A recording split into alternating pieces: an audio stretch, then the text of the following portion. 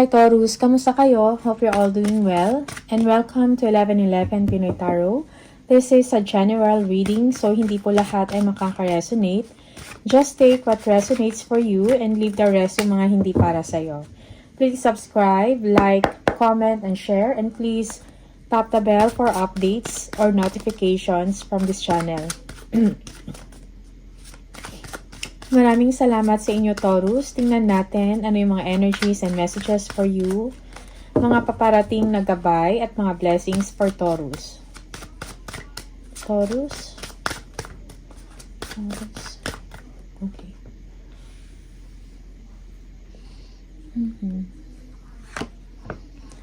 Some of you are feeling let down or you want space dahil meron kayong kailan pagtuunan ng pansin, or meron kayong pinagdidesisyonan, no?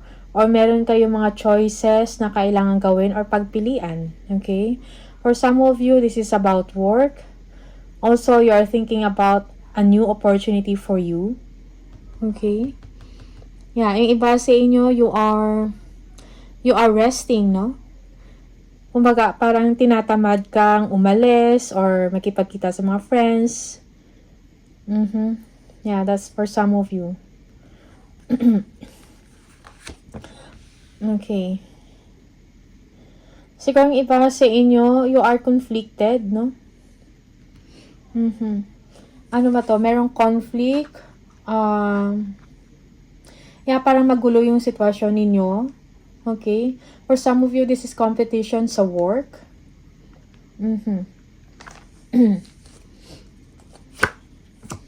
Or complicated lang talaga ang inyong sitwasyon. Okay? Sitwasyon sa inyong trabaho, sa negosyo man to, or sa inyong personal development, or in your relationship.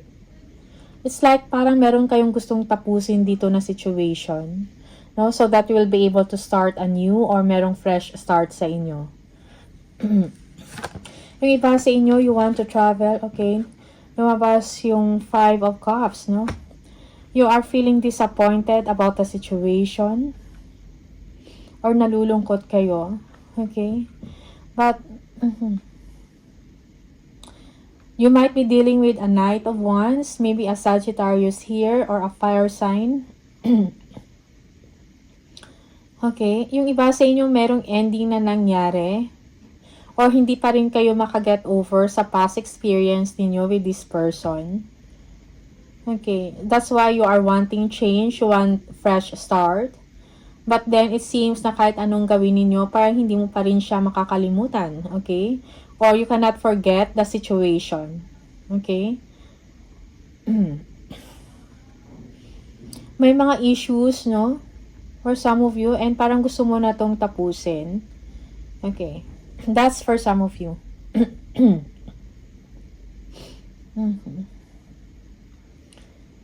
Yeah, yung iba sa inyo, mayroong competition or conflict sa trabaho. Okay? And maybe you are thinking about a new job or you're thinking about transferring.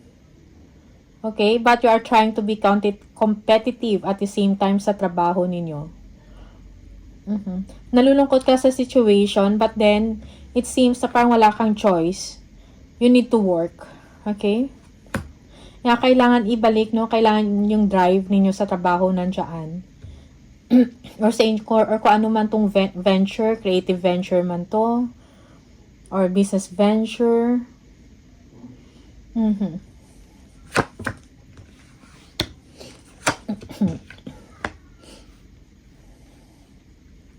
Meron kang naisip na negosyo for some of you.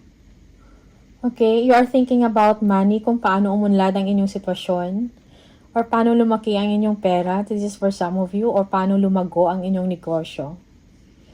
Okay. For some of you, you've been kailangan mo ng tulong. And yung tulong na yan nandiyan. That's why somehow you feel good. Parang feeling mong ma-overcome mo na to kung ano man yung mga challenges na meron ka ngayon. Competition, conflict. It's like meron ng kasagutan or magkakaroon ng kasagutan, no? Kung ano man tong wino-worry ninyo.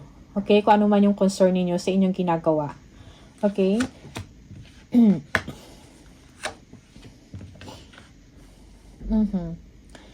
For some of you, if you have plans, no, like, gusto niyo yung bumili or meron kayong iniisip na negosyo, okay? Siguro, kung ano man yung mga plans niyo, just keep it to yourself, no, for now. Yeah, yung advice sa inyo dito is, keep it discreet, no?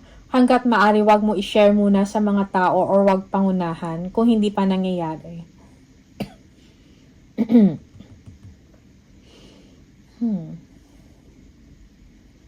Merong kasiyahan, no? Or nadarating sa inyong sitwasyon. Okay, maybe you are looking forward to this. Okay.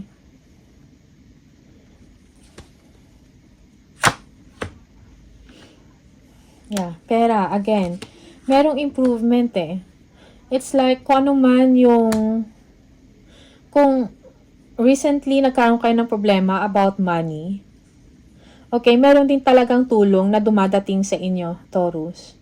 No, parang, for some of you, hindi kayo mawawalan or hindi kayo nawawalan because you're not giving up. Okay?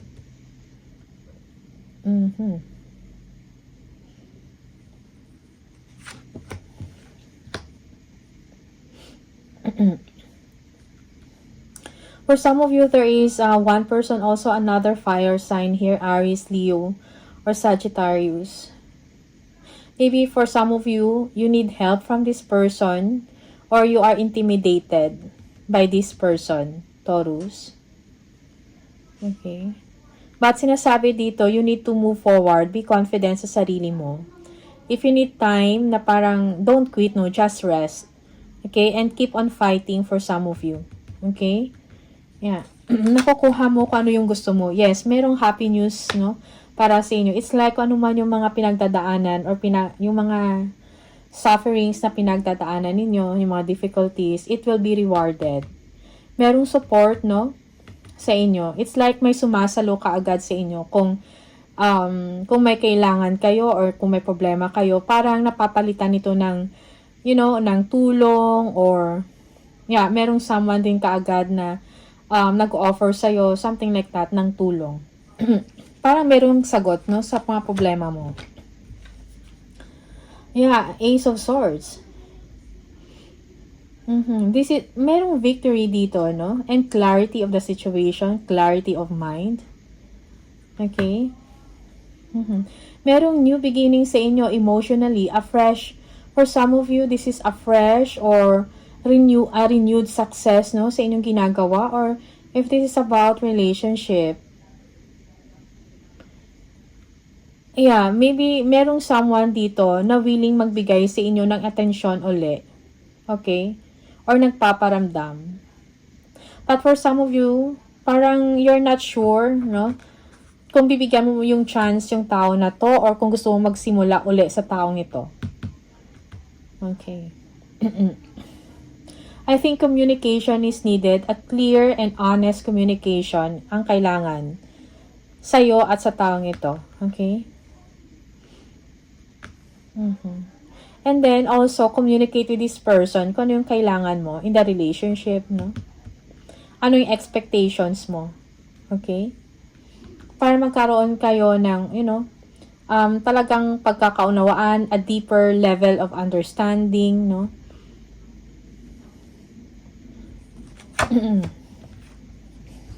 Work. Pagdating sa work, financially, wala ka namang problema, okay? In fact, yung mga hard work mo will be rewarded, no? May matanggap ka ng mga incentives, okay, commission, or natutumbasan yung hard work mo dito, okay? Pagdating sa work, you are outstanding, okay? But when it comes to relationship, like, parang, ano tawag dito? Yung, alam mo may problema, pero hindi mo lang pinapansin, you are avoiding it, or you are in denial. So, kung kailangan mo siguro ng clear and, understanding of the situation. Okay? Clear thinking is needed. Yeah, because for some of you, you are overthinking, or yung iba sa inyo, meron kang problema with this person, a fire sign. Okay? Maybe there is someone else, no, involved. Page of Pentacles. Again, communication. Yung iba sa inyo, merong mga bagong opportunity, no? No, na makipag-ayos ka sa taong ito or opportunity. If this is about work or money, merong darating na opportunity para sa inyo. Okay? Or meron kayong, because you want a good life, Taurus, sorry. Okay? You want expansion and magkakaroon ka ng chance or opportunity to expand, to grow, no? What you have. For some of you, you are being ambitious, no? And driven sa kung anong gusto mong mangyari sa goal mo or sa mga pangarap mo. Okay. For some of you, you need further study, no? Of your situation.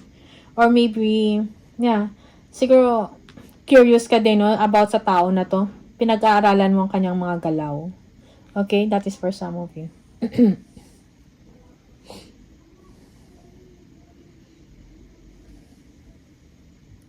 Okay, so for some of you, you have a sensitive soul or you are a sensitive soul. That's why parang nag-worried ka, no? Sleepless nights. It's like parang hindi mo alam kung anong gagawin mo sa situation or naalala mo pa rin yung tao na to, no? Maybe kailangan mo talaga mag-move on or hindi ka pa naka-move on sa taong ito. Okay? Yeah. Just take what resonates for you, Taurus.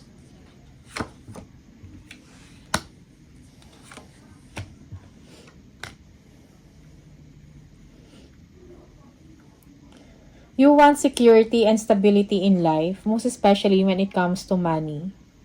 Okay, for some of you, you are worried that maybe you will be losing this person. Okay, the fire sign here. Aries, Leo, Sagittarius for some of you. For some, this is an air sign. Aquarius or Gemini or Libra. Okay. Yeah, for some of you, you are left out in the cold, feeling left out in the cold. Yung parang feeling mo walang sumusuporta sa iyo. At parang ikaw lang tumataguyod sa sarili mo at saka sa pamilya mo. Okay? You are clear na parang ayaw mo nang mangyari to uli. Yes. Ayaw mong mawalan ka. Ayaw mo nang feeling na ganito na parang naipag-iwanan ka or iniwanan ka or may loss ka, something like that. Okay? Yeah, now naka-focus ka talaga sa success, no? Sa victory sa inyong ginagawa sa trabaho mo. King of Cups, yes. Kailangan mo ng stability when it comes to your emotions, no? There will be security in your emotions, no? For some of you, you need to understand and accept, no? Understand the situation and accept limitations. Yeah. Kailangan mo pagkalma, kailangan mo ng wisdom sa isang sitwasyon. Okay, kailangan ng maturity, kumbaga. Okay, Taurus. Wheel of Fortune. It's time for you to move to a new direction, no? Siguro tingnan mo din, merong wake-up call for some of you. Na, well, kailangan mo siguro ng fresh start, new direction na sa life mo. You need to move on. Okay? Yeah, happiness. Okay. When it comes to money, when it comes to your home life, no? Masaya yung sitwasyon mo, maayos. It's like, parang yung chapter na nahirapan ka or merong third party, yung past mo, kumbaga past na siya. And parang sinasabi sa'yo dito ng energy ng universe na it's time for you to move on and to have a new direction na talagang para sa'yo, na deserve mo, which is happiness, no? Yeah, most especially when it comes to your material wealth, sa pera, okay, or satisfaction sa home life, nandiyan Parang maayos yung sitwasyon mo ngayon, Taurus. And parang ito yung gusto mo, okay, sa buhay. There is peace, there is safety, kumbaga, in the situation, no? And great abundance. Parang it's like, na-reward ka, kumbaga, because of your sacrifices. Dahil sa mga pinagdaanan mo. Yung mga unfair na nangyari sa'yo noon, it's like, no, parang binabalik sa'yo ng universe. Okay? Merong swerte. It's your fate, kumbaga, na ito yung situation mo. No? Happiness. Abundance. Merong healing sa part mo. You feel good, no? In your situation right now.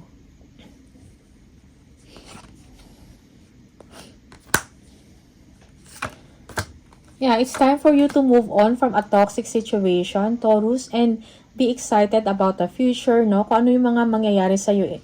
Kung ano yung mga next chapter para sa inyo. Be excited. No? Yung iba sa inyo, again, new direction. Kailangan mo na mag-move forward. Yeah, stay away from toxic relationship, toxic people. For some of you, there is someone na bumabalik. Okay, but you are not sure if you are going to give your energy to this person. Okay, it's like parang nalagpasan mo na yung challenge eh. Yes, stay away from a toxic person, toxic relationship, and even kung meron kayong toxicity sa sarili mo, attitude, behavior, and all that because you keep thinking about this person, no, siguro na to toxic na rin kayo sa tao na to. I think, palayain mo yung sarili mo sa toxicity na to. Okay? Yeah. For some of you, you are maayos yung reputasyon mo, no, you are a hardworking person, kung ano man yung meron ka ngayon dahil sa pinagtrabahuan mo. So, enjoy life. Enjoy the little luxuries of life, no? Or in life, okay? Yeah. You are a person na well-connected, no? Yeah, for some of you, you will be choosing to be independent or to be solo. Okay? Yeah. So, move away or, kailangan mo ng healing dito. Merong healing actually, no? So, you just have to stay away from toxicity. Yung iba sa inyo, you are passing already yung mga challenges ninyo in life, no? Yung mga past pains. Okay? Yeah. Say no to toxic people, to a toxic person, to negative attachment. Say no. And you are gaining strength actually. Excuse me. Merong healing dito. Parang na-overcome mo na yung mga challenges na pinagdaanan mo. Merong integration. Like,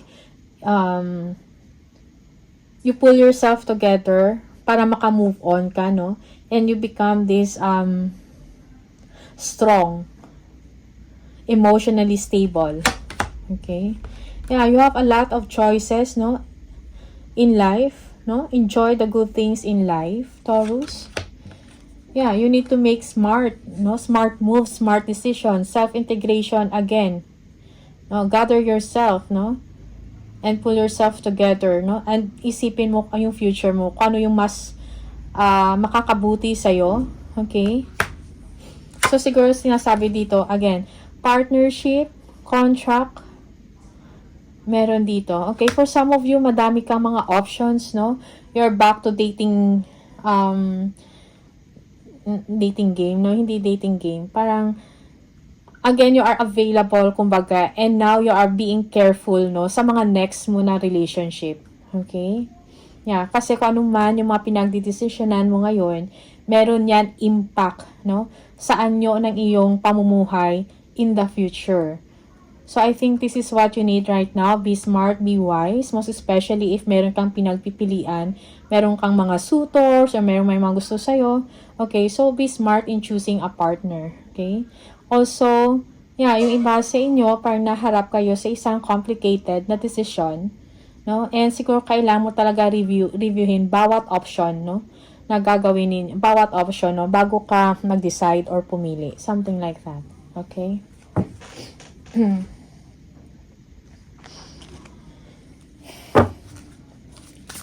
Taurus.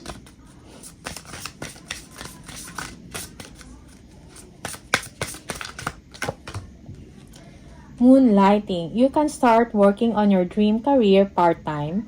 while keeping your other job to pay the bills. Soon, your dream career will take flight and fully support you. Okay? So, yeah, you can, some of you, siguro kailan mo may mga merong part-time job na ino-offer sa inyo, and if you are free, or lalo na kung dream career mo yan, you can start, no, by working, by doing a part-time job. Something like that. Okay? Parang yun yung stepping stone mo, kumbaga, para maabot mo yung dream job mo. Have courage to ask for and accept help. Asking for help is a sign of strength, as is accepting it as it is offered to you. Very often, when you ask God for help, prayers are answered through other people. Be sure to accept this assistance as well as give it to others as you are guided. Okay? So, if you need help, you just have to ask. You just need to ask. Okay? And it will be given to you sa right time na kailangan mo yon. Okay? Yeah. So, kung meron ding offer sa iyo na mga tulong, i-accept mo yon. Okay? And you can also be a help to others. No? For some of you, share your blessings. Taurus. One more.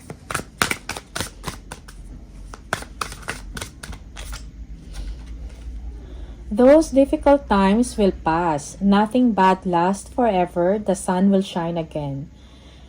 The birds will sing and the clouds will clear. And you will be glad you kept moving forward. You will soon be rewarded for your patience. Hold on. You are far stronger than you think, no? So, malakas ka, matapang ka, Taurus, no? Ma-overcome mo lahat ng mga difficulties na pinagdadaanan mo o mapagdadaanan. You will shine again, okay?